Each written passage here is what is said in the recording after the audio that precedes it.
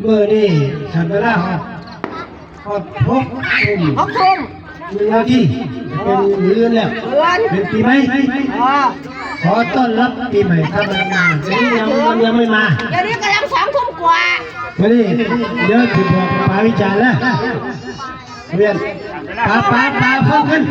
ไม่ใช่เป๊ะก็จะวิ่งสวนข้ามปี มื้อเช้าผมขอ